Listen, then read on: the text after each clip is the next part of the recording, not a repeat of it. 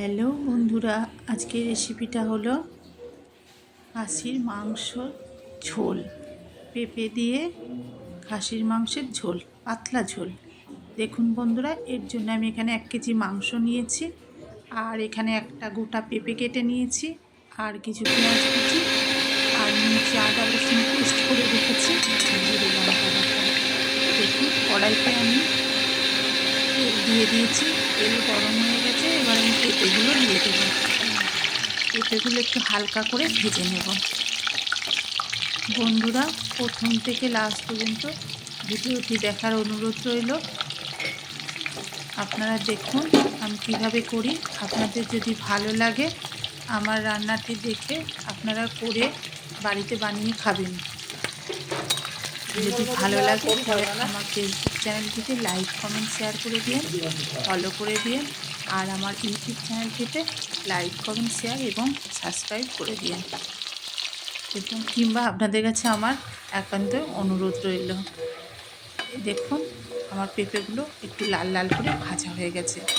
এইবার আমি পেঁপেগুলোকে নামিয়ে নেব। বেশি ভাজবো না, বেশি ভাজলে পেঁপের যে মাংসে একটা স্বাদ থাকে সেই স্বাদটা চলে যায়।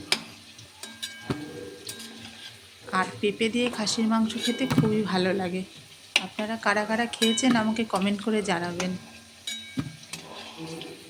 খাসির মাংসতে পেঁপে দিলে মাংস সুন্দর সিদ্ধ হয়ে যায় খুব তাড়াতাড়ি।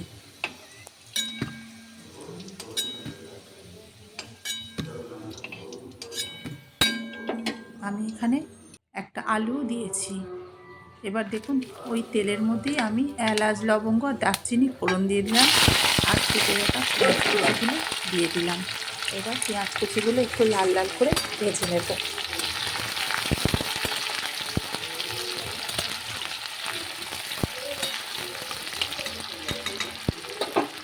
দেখুন বন্ধুরা, পেঁয়াজ কুচিটা অনেকটা লাল লাল ভাজা হয়ে গেছে।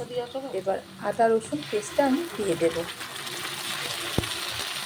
এই পেস্টটা দিয়ে আমি আবার ভালো করে মশলাটাকে কষিয়ে নেব, যাতে আদা রসুন পেঁয়াজের গন্ধটা কাঁচা কাঁচা গন্ধ না বেরোয়। এই মশলাটা না আগে একটু ভেজে নিলে এই গন্ধটা লাগে না। এইবার আমি জিরে লঙ্কা বাটাটা দিয়ে দেবো। দেখুন বন্ধুরা, আমি কিন্তু আগে আদা রসুন পেঁয়াজটা একটু ভেজে নিয়েছিলাম, তারপরে আমি জিরে লঙ্কা বাটাটা দিয়েছি, আমি একবারে কিন্তু দিই নাই। এবার শুধু মশলাটাই আমি আরেকটু নেড়ে চেড়ে কষিয়ে নেব। দেখুন কষানো হয়ে গেছে। এবার আমি পরিমাণ মতন লবণ দেব, আর দেব পরিমাণ মতন হলুদ। আপনারা এইভাবে বানিয়ে খেয়ে দেখবেন কেমন হয়। এবার দেখুন আমি লবণ আর পরিমাণ মতন হলুদ দিয়ে আবার মশলাটাকে নেড়ে চেড়ে ভালো করে কষিয়ে নেব। দেখবেন মশলাটা কষানো হয়ে গেলে তেলটা ওপর থেকে ছেড়ে দেবে, তখন ভাববেন যে মশলাটা একদম পুরোপুরি কষানো হয়ে গেছে। এবার দেখুন বন্ধুটা, আমি মশলাটা ভালো করে কষে নিয়েছি, আর অনেকটাই মশলা থেকে তেল ছেড়ে এসছে। দেখুন আস্তে আস্তে মশলাটা কালার চেঞ্জ হচ্ছে আর তেলটা ওপরে ভেসে আসছে। এবার মশলাটা প্রায় কষানো হয়ে গেছে। এবার মাংসগুলো দিয়ে দেব। দেখুন মাংসগুলোর সাইজ কিন্তু আমি একবারে বড়ও রাখিনি, আবার একদম ছোটও করিনি, মিডিয়াম টাইপের সাইজ করে নিয়েছি। এতে মাংসগুলো ভালোভাবে সিদ্ধও হয়ে যাবে, আবার আপনার তেল ঝাল মশলা মাংসের মধ্যে ঢুকে যাবে। আমি একদম সিম্পল পাতলা একটা ঝোল রান্না করে দেখাচ্ছি আপনাদেরকে। দেখুন এখানে এবার মাংসটাকে আমি ভালো করে নেড়ে চেড়ে আবার একটু কষিয়ে নেব। এই মাংসটা না একটু পর পর সামান্য একটু জল দিয়ে ভালো করে নেড়ে চেড়ে কষিয়ে নিতে হবে আস্তে আস্তে। খুব হাই ফ্লেমে দিলেও হবে না, আবার একদম লো ফ্লেমেও দিয়েও হবে না, মিডিয়াম আছে আপনাকে ভালো করে আস্তে আস্তে খাসির মাংস সিদ্ধ হলে তবেই খেতে স্বাদ হয়, আর সিদ্ধটাও খুব সুন্দর ভালো হয়ে যায়।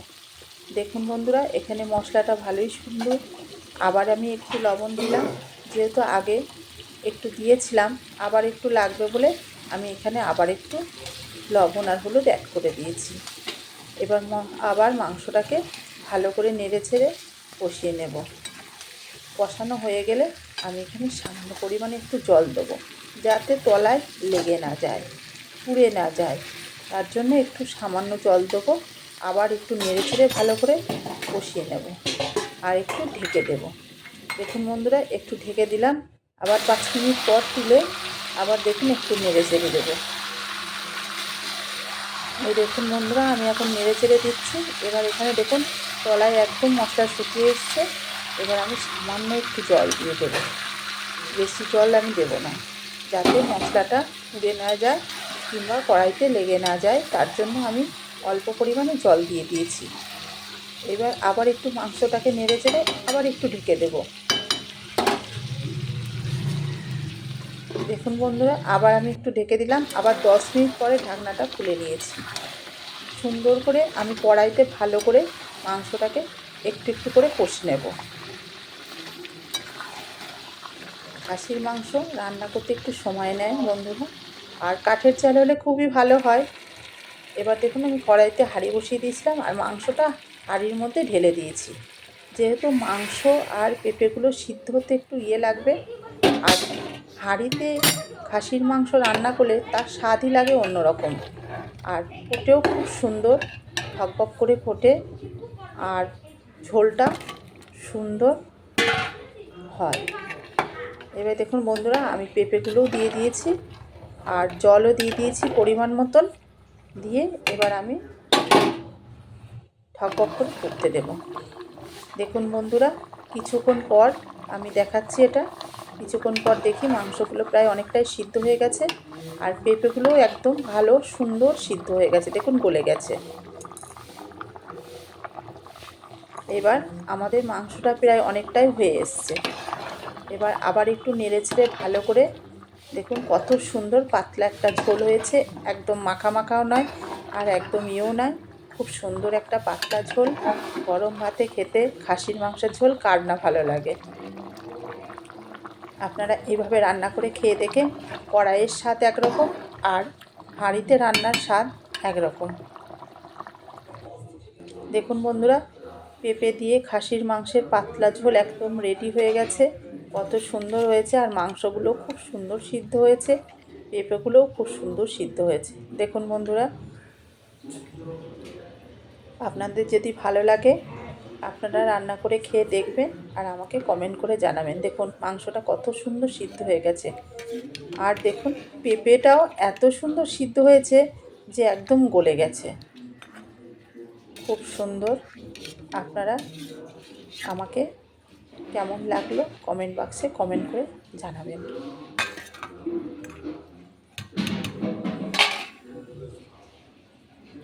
দেখুন বন্ধুরা, আবার একটা নতুন রেসিপি নিয়ে হাজির হব।